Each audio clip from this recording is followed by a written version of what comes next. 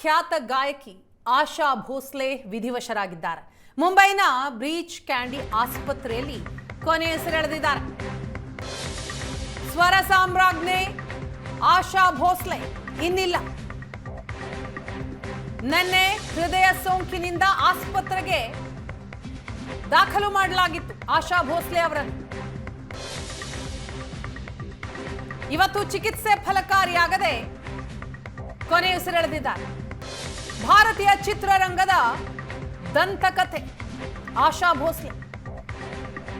ದಶಕಗಳ ಕಾಲ ಭಾರತೀಯ ಚಿತ್ರರಂಗವನ್ನ ಆಳಿದ್ದಂತಹ ದಿಗ್ಗಜ ಸ್ವರ ಸಾಮ್ರಾಜ್ಞೆ ಆಶಾ ಭೋಸ್ಲೆ ನಿಧನರಾಗಿದ್ದಾರೆ. 92 ವರ್ಷದ ಖ್ಯಾತ ಹಿನ್ನೆಲೆ ಗಾಯಕಿ ಆಶಾ ಭೋಸ್ಲೆ ಮುಂಬೈನ ಬ್ರೀಚ್ ಕ್ಯಾಂಡಿ ಆಸ್ಪತ್ರೆಯಲ್ಲಿ ವಿಧಿವಶರಾಗಿದ್ದಾರೆ. ಸೆಪ್ಟೆಂಬರ್ 8, 1933ರಂದು ಜನಿಸಿದಂತಹ ಆಶಾ ಭೋಸ್ಲೆ ಮಹಾರಾಷ್ಟ್ರದ ಸಾಂಗ್ಲಿ ಜಿಲ್ಲೆಯಲ್ಲಿ ಜನಿಸಿದಂತಹ ಆಶಾ ಅವರ ಮೂಲ ಹೆಸರು ಆಶಾ ಮಂಗೇಶ್ಕರ್. ಲತಾ ಮಂಗೇಶ್ಕರ್ ಅವರ ಸಹೋದರಿ.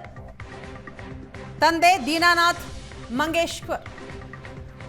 ತಂದೆಯ ನಿಧನದ ನಂತರ ಕುಟುಂಬದ ಹೊಣೆ ಹೊತ್ತು ಬಾಲ್ಯದಲ್ಲೇ ಹಾಡು ನಟನೆಯನ್ನ ಪ್ರಾರಂಭ ಮಾಡಿದರು. 1943ರಲ್ಲಿ ಮರಾಠಿ ಮೊದಲ ಹಾಡು ಆಶಾ ಭೋಸ್ಲೆ ಅವರ ಧ್ವನಿಯಲ್ಲಿ ಕೇಳಿಬಂತು.